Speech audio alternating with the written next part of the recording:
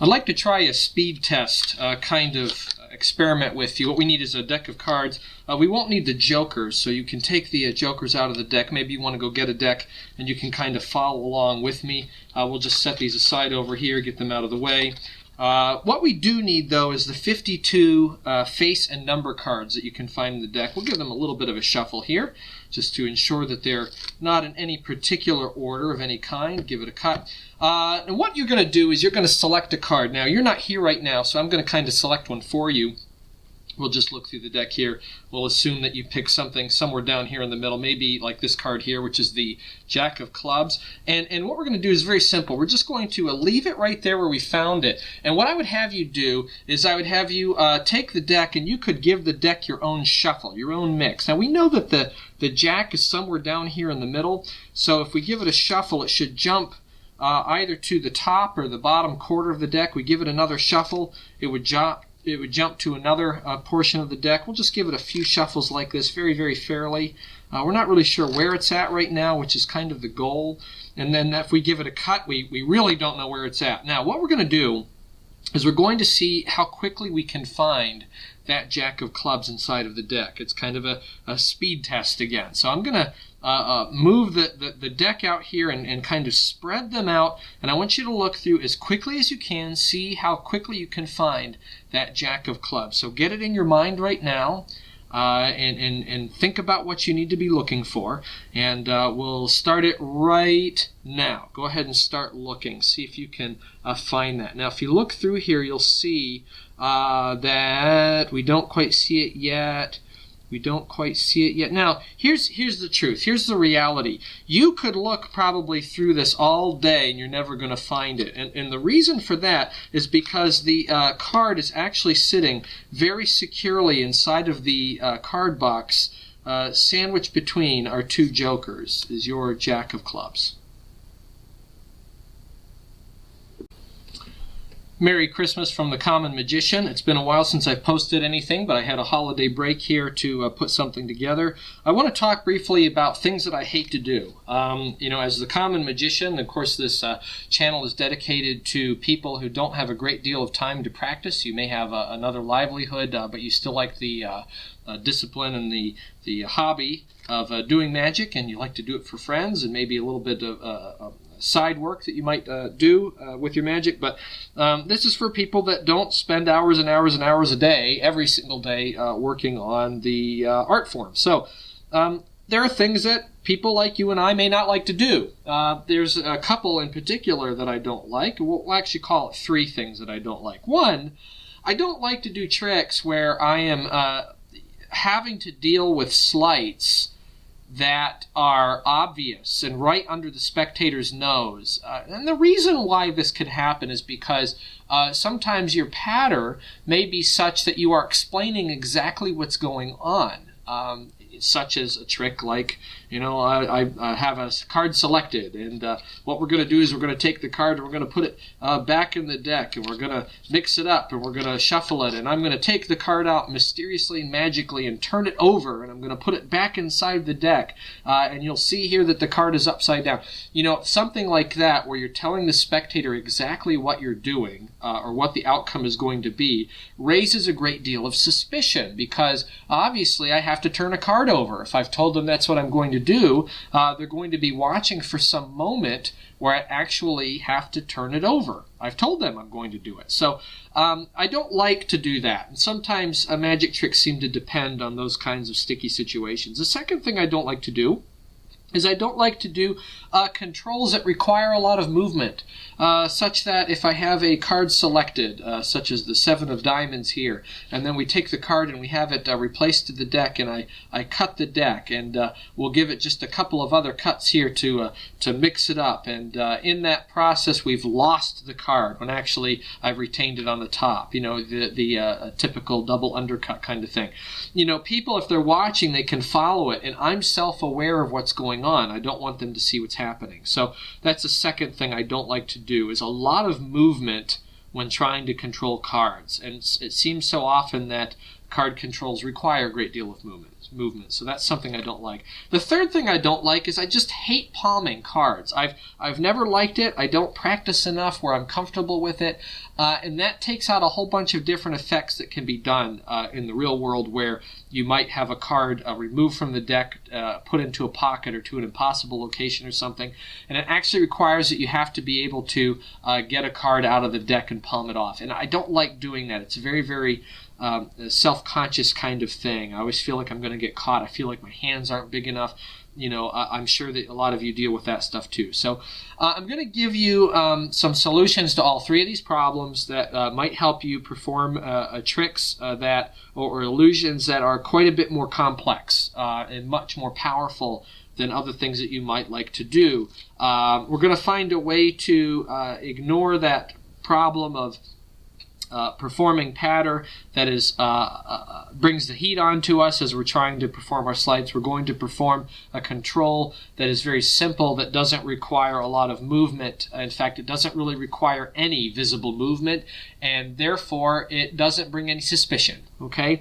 And then we're going to perform a type of palm that anybody can do. It doesn't matter how old you are. It doesn't matter how big your hands are. It doesn't matter how self-conscious you are. All you need is to be sitting at a table to do this. And there's probably even ways you could do this while standing. Maybe we can investigate that in the future. So let's get on with it. What we're going to do is we're going to take a regular deck of cards. We're going to remove the jokers. And of course, you don't have to have a finale like this. You can have a different finale, maybe a card to pocket or something like that. But we're going to remove the jokers. We're going to tell them that we're going to try a speed test. So this is the first point. The pattern of what we're going to do is a total misdirection. I'm telling them something that has nothing to do with what we're going to be doing. It's only slightly related. This is an entire point of misdirection right from the start.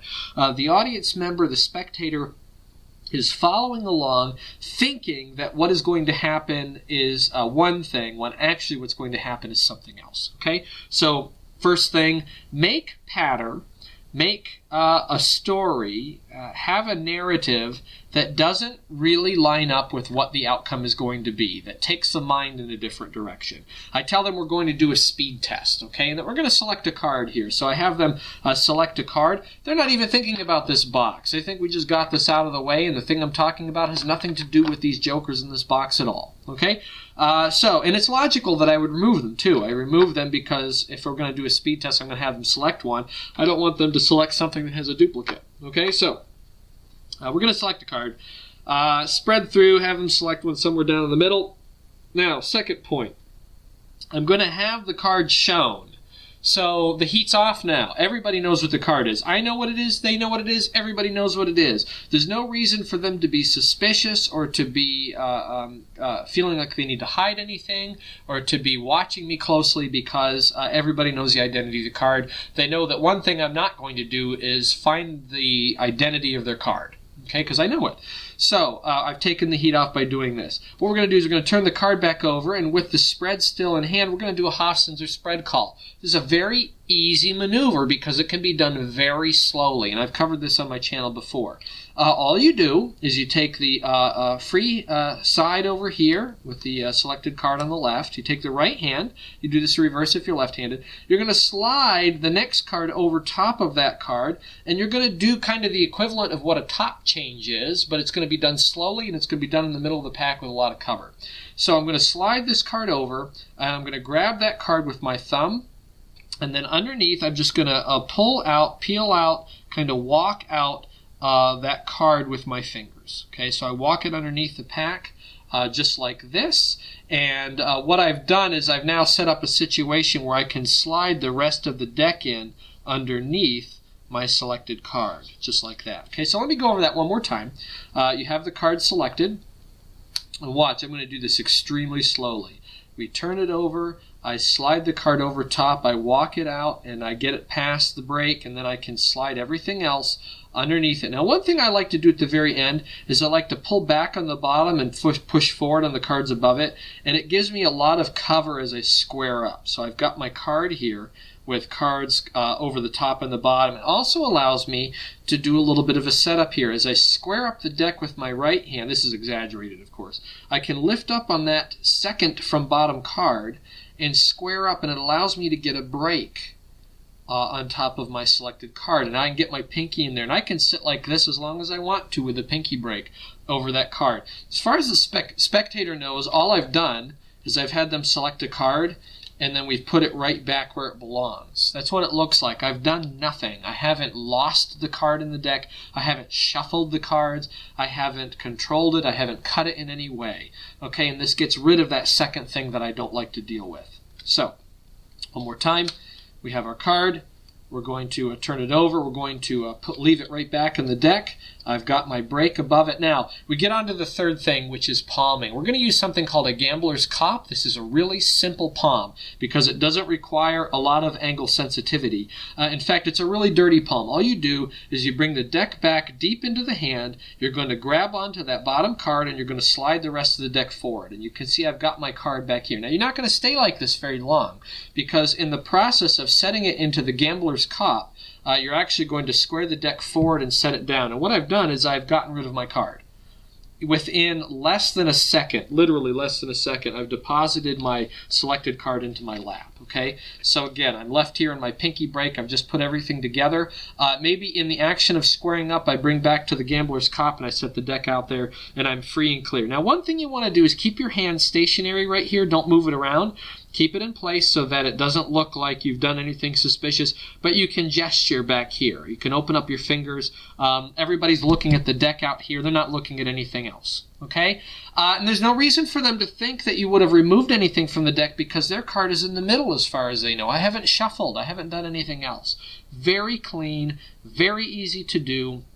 The heat is off as quickly as it's on, and you're good to go. Okay, so the next thing we're going to do is we're going to shuffle the deck. Now, the cool thing is you really shuffle the deck. You can even turn it over to the spectator and have them shuffle. There's no reason for anybody to suspect any funny business, even though they're going to be looking for it. They're going to be watching closely, and you can be clean as anything. You can be Clorox clean while you're shuffling this deck here because you're not really doing anything. Okay, now, the next thing you're going to do is you're going to bring the card box back here so it's kind of right near the edge of the table. You're going to tell them what they're going to do, which again is part of the bogus story.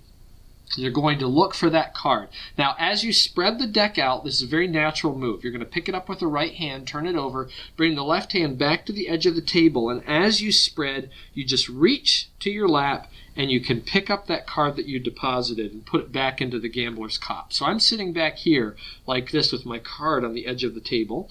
And as we're looking through, I can pick up my card box and set it back in my hand. Now I'm dirty again, but I'm going to square up my card underneath my box. So I'm dirty, but I'm kind of clean because they're not really looking back here at anything. And I can actually get myself clean very quickly. So I'm not really in a bad position.